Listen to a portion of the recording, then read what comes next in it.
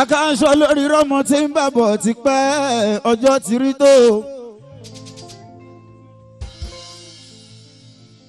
Salamu alaikum brother mi ẹ jọ̀wọ́ ẹ má fi ṣèbínú.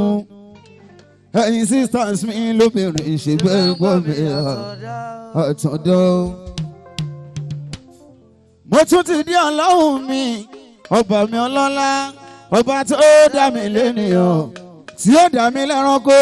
Ọlọ́run ọba tó ṣe yìí kó má má dáwọ́ ẹ̀ dúró, alihamudulilayi mo dúpẹ́ Ọlọ́run.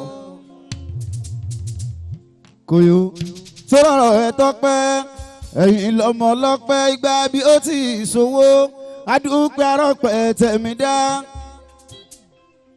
Akasho lórí rọ́bì ó ti sọ́lá adúpẹ́ àlàáfíà rẹ̀. Àwọn kò kú kò yè kò mọ́wọ́ kò mẹ́sẹ̀ àwọn yẹn pọ̀ nílé ẹjọ́ a ò fi yọ wọ́n Ọlọ́run àfi dúpẹ́ kò máa rọrùn láti jẹ́ nìyàn Ọlọ́run á sọ adé yàn. Lórí rọ́mù tí ń bọ̀ bọ̀ ó tó jọ mẹ́ta.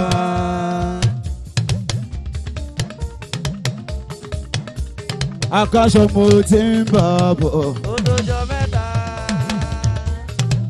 Kí làwọn olówó fi dá wa bọ̀? Orí táǹkọ́ ni. Kí làwọn ọlọ́lá fi dá mi bọ̀? Orí táǹkọ́ ni. Àní kí ló sọ wá dẹ̀ nìyí?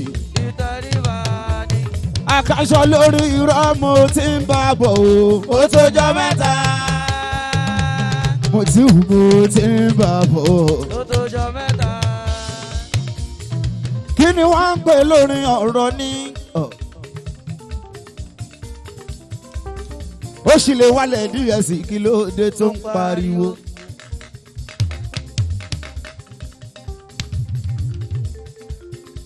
Akasho lórí rọ́ ní 19th of July mọ́jú 20. Àbẹ̀ní Salad Hotel Akasho lábúlé Ẹ̀gbá. Nítorí ẹ̀gbọ́n mi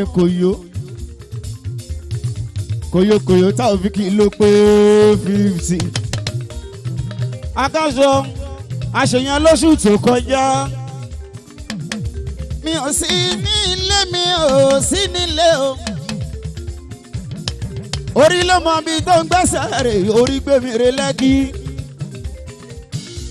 Akasho lórí rọ́mọ gbìyànjú kí lè dé kẹjà lọ́jọ́ yẹn. Èèyàn ń ro tiẹ̀ Ọlọ́wọ́n bá ń ṣe tiẹ̀ ní ọ̀. Ó sì lè wá lẹ́díẹ̀ sí kí ló dé tó ń pariwo ẹ jọ̀wọ́.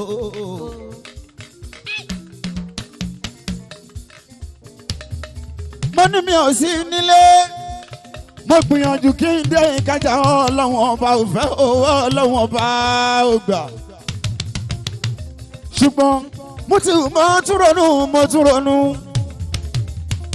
Wíwá bí tí wá bí bọ́láwọ̀n bá aka mi kún ẹjọ́ ọ̀rọ̀ gbèsè ayé koyokoyo Taofik gan tó bára wa sọ̀rọ̀.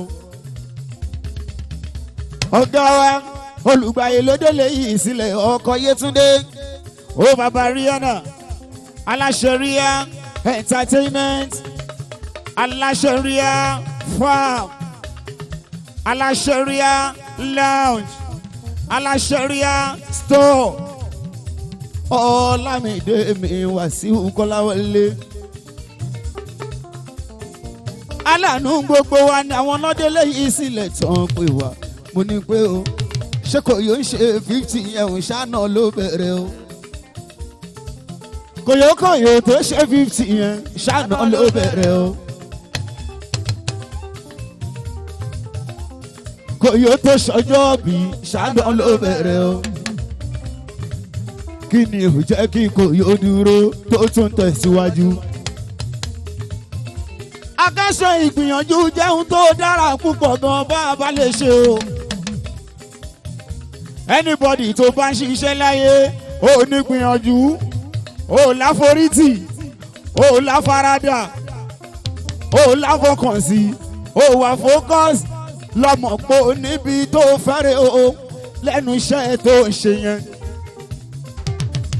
Aláwàdà ní Koyo ó ṣe 50 years lórílẹ̀ ayé àtúnlọ ṣábọ̀mù tuntun Fuji ẹ̀rọ ó lè máa yàyìn lẹ́nu kí náà ń pè ní Fuji ẹ̀rọ ẹ̀já sọ̀nà. Akasho lórí irọ́ àwa tá a bá lọ sóde òkú a bá lọ sóde ìkómọ òde ìkómọ láwà Akasho ò lè gbórin wòlímọ̀ níbẹ̀ Akasho bá tún dé ṣùgbọ́n ẹ lè pé Koyo Taofiki o síbi tẹ́ ti ń ṣèyàwó kó sọ pé onírìírú ẹ mọ́ o ìyẹn ní ẹ̀rọ tó ń bẹ níbẹ̀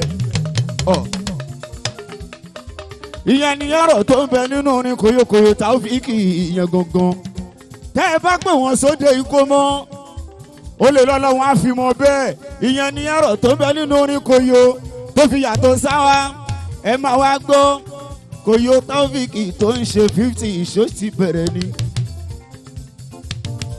Iṣẹ́ tá a bá ń ṣe Akasho ó gbowó wa tàbí ó gbowó wa èèyàn máa wà fókọ̀sì ní èèyàn máa wà determine lórí iṣẹ́ tó bá ń ṣe lọ́nà àfìlà ẹ má lọ gbàgbé orígi tó gbọ́n òun la máa gbàdé yìí tí ògùn Akasho lórí irọ́ èmi náà mi ò opportunity láti ṣe rẹ́kọ̀dù o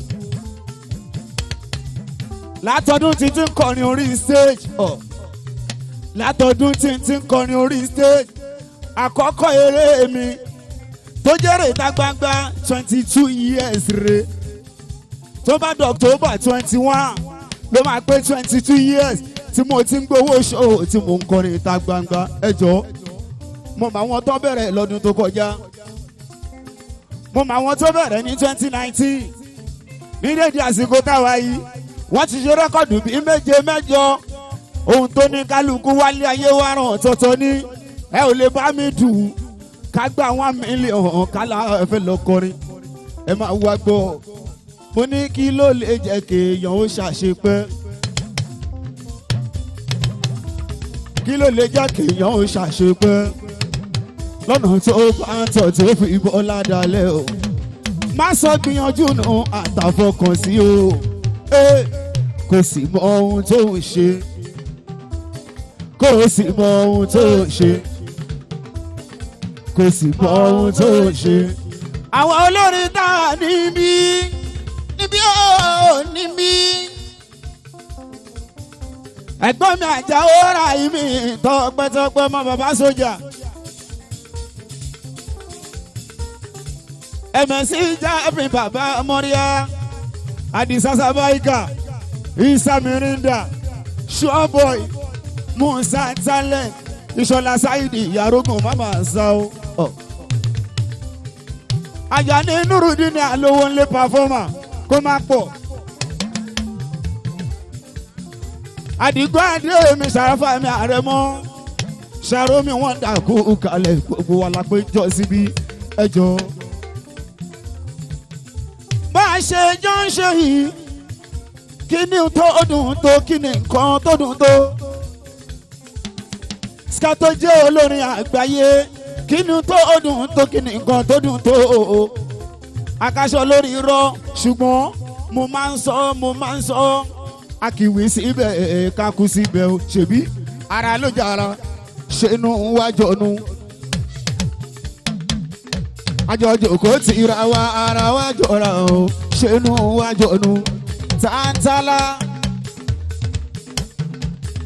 tàǹtàlà mo rí ẹni bẹ́ẹ̀ wò ṣeun mo sọ wípé àjòkó ti ra wa ara wa ló jọra wọn ṣẹnu wájọnu.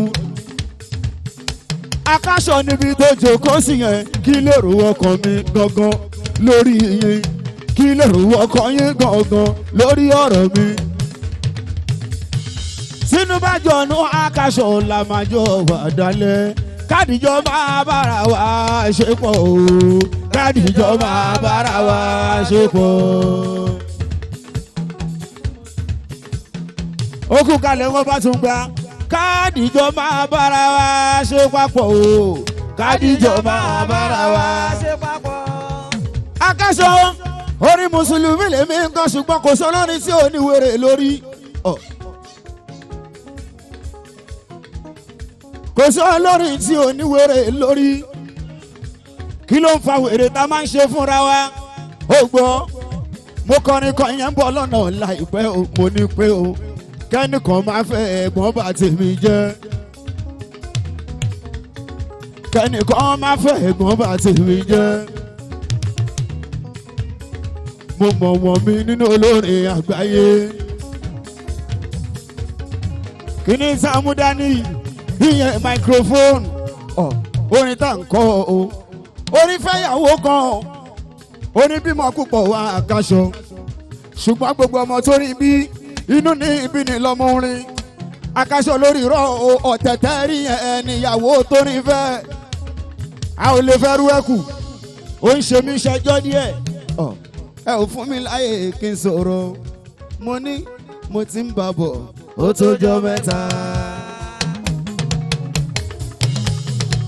Ó dá Akasho gbogbo orin tí mo bá kọ orin mi ló ń ṣe ó yẹ já ṣeré gbogbo orin tí mo bá gbogbo orin tí mo bá gbogbo orin tí mo bá kọ orin mi ló ń ṣe.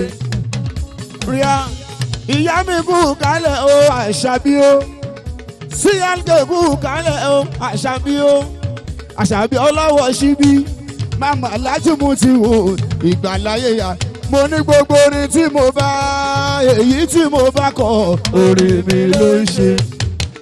Akasho kì í dùn sórí olórin nílé àgọ́dọ̀ kí ló jẹ́ kó rí bẹ́ẹ̀ àwa ti máa nà. àfi palẹ̀ mọ́ èdè wa.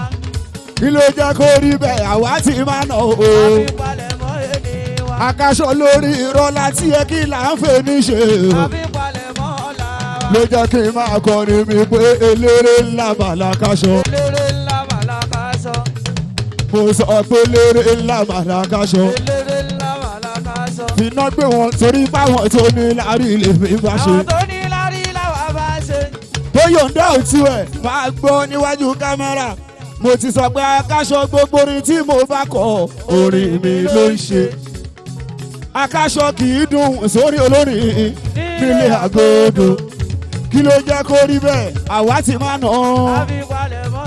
máa wọlé Àṣàbí ọlọ́wọ́ ìṣíbí màmá mi ọlọ́wọ́ ìṣíbí.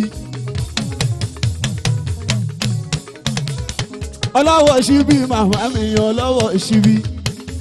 Àṣàbí ṣàdọ̀lá ọlọ́wọ́ ìṣíbí.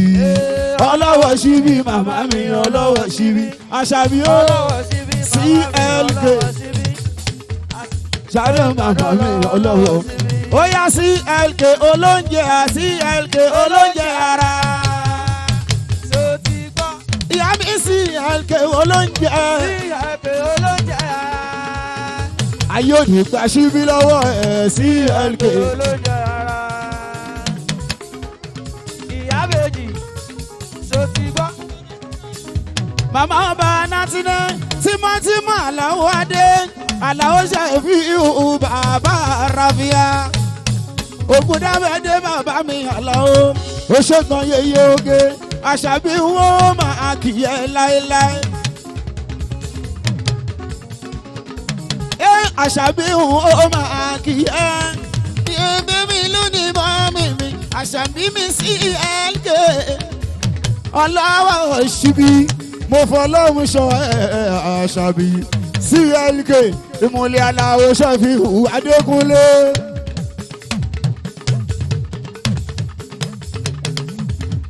tó ní pé èèyàn bá kọrin ẹ̀ mórí bá wú. èèyàn bá kọrin ẹ̀ mórí bá wú o. ó ní alálàwọ̀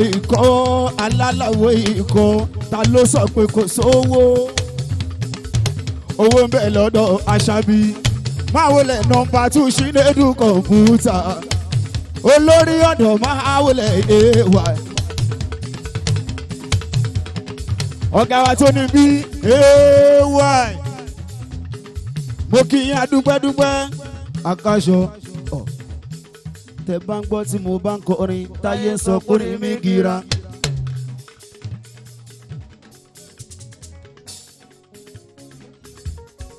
aláwọ̀ lẹ́tífù mo ní tẹ bá ń gbọ́ tí mo bá ń kọrin táyé ń sọ pé mi gira. Akasho iléeṣẹ́ wo ló ń gbé mi jáde náà Ria Entertainment. Ria Kọ́láwọlé tí ń jẹ́ Wàsíù mi. Ọ̀gá Ṣínẹ́dù kọ́mpútà. Ọ̀gá olórí ọ̀dọ́ ẹ̀wà. Aláwù Látìfù. Ọ̀gá ayé ọ̀gá jẹ́jẹ́. Ọ̀gá tèmi Akasho Mutiu. Mo máa fọ́ lọ́nṣọ́ ẹ̀ o. Mo máa fọ́ lọ́nṣọ́ ẹ̀ o. Onítẹ̀ bá ń gbọ́ tí mo bá ń kọrin táyé ń sọ pé mi gira. Ó ṣe ṣàìfọ́n ṣá lórí ẹ̀. Ẹ̀gbọ́n mi àròwé tì mí. Ẹ̀gbọ́n mi àròwé tì yẹn máa kú àdúró tì mí. Kọ́lọ́ mọ́ fi yín lẹ̀. Iléeṣẹ́ wo ló ń gbé mi jáde náà? Iléeṣẹ́ wo ló ń gbé mi jáde náà? Ṣínẹ́dù kọ̀mpútà ló ní wípé Akasho bá ti dé orin dé. Àwọn èèyàn tó ń fẹ́ ta Akasho. Àwọn èèyàn tó ń fẹ́ ta Lájì. Ẹ ń bẹ̀ mí. Nọ́mbà 2 ṣàìfọ́n ṣá lórí ẹ̀ lónìí àwọn èèyàn tó ń fẹ́ ta Akasho. Wọ́n ló pọ̀ o orin Mutiu. Ọmọ Yẹrù ó sọ wípé pọ̀ o orin Mutiu. Ó kàn lè máa pọ̀ létí ọlọ́tẹ̀ àfàwọn tó ń fẹ́ tiwa. Ó pọ̀ orin Mutiu. Ó pọ̀ orin Aláàjì. ó pọ̀. Ó lè máa pọ̀ létí ọ̀gá ni àfàwọn tó ń fẹ́ tiwa. Ṣínẹ́dù kọ̀mpútà mi ò bínú rárá. In London. Mo ní pé Akasho ó gbọ́